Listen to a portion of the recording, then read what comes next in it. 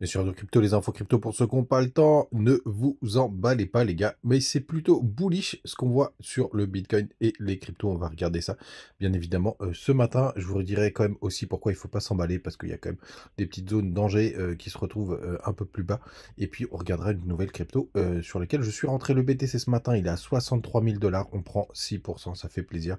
On a Ether qui le suit de pas très loin, on est à plus 4%, 3100 $. BNB et Missile Sol Sol pareil qui sont à 4%. On a une belle perf de Crypto Clébar qui prend 13,4% ce matin. Magnifique ce petit clébard. Ton qui prend 8,3%. On a une belle perte du côté de NIR aussi qui prend un joli 9%. On a 7 environ du côté d'Uni et FET dans le bas du tableau. C'est PP aussi qui nous fait une belle perf 11%. STX qui prend un joli 16%. On a Dog with Hat, mon superbe accent qui prend un joli 20%. Et si on va dans la fin du top 25, on a du top 50, pardon, on a TAO quand même qui prend un joli 8%. Et à la 50e position, on a GRT plus 12%. Bravo à lui, les gars. Du côté tout d'abord du daily du BTC. Donc c'est plutôt bull ce qu'on est en train de faire. Alors je vous explique pourquoi. Tout simplement parce que on avait un gros range qui se matérialisait ici avec le bas des range vers les 61 000. Et tout simplement, quand vous avez une déviation comme ça, quand vous sortez du range bah, et que vous ne vous êtes pas rejeté par la base du range, pour le coup c'est assez bullish parce que c'est vraiment une déviation pour une réintégration en week off, on pourrait appeler ça le spring pour le coup. Donc ça c'est plutôt assez bull. C'est un petit peu tôt pour se le dire, mais ça c'est quand même plutôt pas mal. Vous le savez, on est rentré dans le nuage et on a clôturé dans le nuage tout simplement. Donc ça aussi c'est bullish tout simplement parce que vous le savez, quand on clôture dans le nuage, mais on est happé par le haut du nuage. Donc ça aussi c'est plutôt pas mal. Et vous voyez sur mon petit RSI, cette petite, on est en train de sortir de ce petit canal. Alors c'est vendredi, là aujourd'hui on est le week-end. Donc c'est un peu moins sympathique, mais c'est quand même assez intéressant ce qu'on est en train de voir les gars.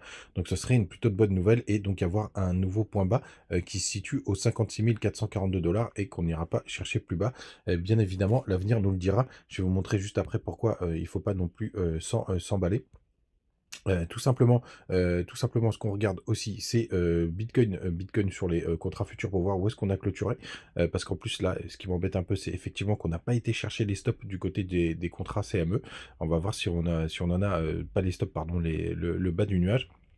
Mais vous voyez sur les contrats futurs d'ailleurs, je regarde avec vous, c'est un petit peu moins propre, hein. Vous voyez par exemple ici on a clôturé dans le nuage, et on a donc pour autant pas été chercher le bas du nuage, pour le coup. Donc sur les contrats à terme, on va considérer que c'est un petit peu moins propre. Bon, ce qu'il faut noter, c'est qu'on a clôturé aux 62 590 $ vendredi, donc là on est en train de créer un petit cap baissier. On verra bien évidemment tout simplement dimanche, pour voir si on en est loin ou pas. Du côté de la Bitcoin dominance, on est toujours en train de faire des bas de plus en plus bas, et des hauts de plus en plus bas. On va voir si on n'a pas un inversement de tendance. On est venu retester toute cette grosse zone là, vous voyez le pullback il est parfait. C'était quand même une belle zone de support vers les 54. On va voir si on peut aller plus bas, bien entendu. Souvenez-vous, il faut que le BTC soit plus faible, tout simplement pour pas qu'il y ait, pour que ce soit boule pour nous. Du côté de THBTC, on continue les indicateurs. On est en train de retester magnifiquement aussi le W. Là, c'est vraiment très très propre. Si ETH doit repartir, on est quand même sur une bonne zone pour se faire. On va voir ce que ça va donner. Les autres indicateurs, et c'est pour ça les gars que je veux pas que vous soyez non plus ultra bullish, c'est que tout simplement du côté des liquidations, vous voyez, il y a quand même pas mal de pics qui s'accumulent. Alors il y en a un gros qui se situe vers les allez, sous ce petit canal qui est juste là, c'est vers les 61 000 $ grosso modo. Mais vous voyez, il y a pas mal de gens qui sont rentrés en longue. Quand on a touché quand on a fait un point bas, d'ailleurs, moi j'ai essayé de rentrer plein de fois. À chaque fois, je me suis fait sauter et il est fini par partir. Mais tant pis, c'est le jeu, ma pauvre Lucette. Et vous voyez, il y a quand même des gros pics de liquidation avec des gros leverage qui se situent vers sous les 61 000 $. Donc sous les 61 000 $, je serais quand même pas surpris qu'on aille les chercher. Et il y a aussi quand même des gros pics qui se situent sous les 56 000. Donc ça nous ferait faire un nouveau plus bas. Donc grande méfiance. D'ailleurs, le bas du nuage, si on fait un joli pullback, ouais, il se situe là, et le bas du range, il se situe aux 61 000 $. Donc, ce serait plutôt propre quand même de faire ce petit pullback du côté des funding. Donc, attention, on est à 0,01 du côté, non, non, 0,007, ça va du côté de Binance, donc rien de dramatique. Jusque là, ça veut dire qu'on peut continuer de pousser. Les crypto Fear and Greed, il est remonté à 67. Donc ça, c'est plutôt pas mal. Pour le coup, on voit qu'il y a quand même, donc vous voyez, depuis qu'il y a eu ce gros pic là vers les 43, ça nous indique aussi, je vous l'ai dit dans une vidéo, vers les 40, c'est quand même des zones de bottom, même si, c'est pas un indicateur, ultra parfait, sur, ce type de choses. Les gars, n'hésitez pas à nous rejoindre du côté, de Telegram, pareil, des petites news, des petites infos, les cryptos sur lesquels je suis rentré, en, avant-première. Et du côté de Twitter aussi, où je partage des petites infos. Et donc la crypto du jour que j'ai partagée sur mon compte Twitter, CryptoPsy, Gem, PyPite and Shitcoin, pour le coup, je suis rentré hier sur MCRT. Pour le coup, qui a un beau potentiel. Alors c'est un jeu, c'est un jeu de rôle, un jeu de cartes, et cetera. C'est une vieille crypto, pour le coup, enfin de vieille, elle est je crois qu'elle est 2021, on va aller regarder derrière. Il continue toujours de dérouler, hein, ça continue de publier, de partager, des infos, et cetera. On a 161 000 abonnés du côté de Twitter et vous allez voir, la capitalisation, elle est pas folichonne.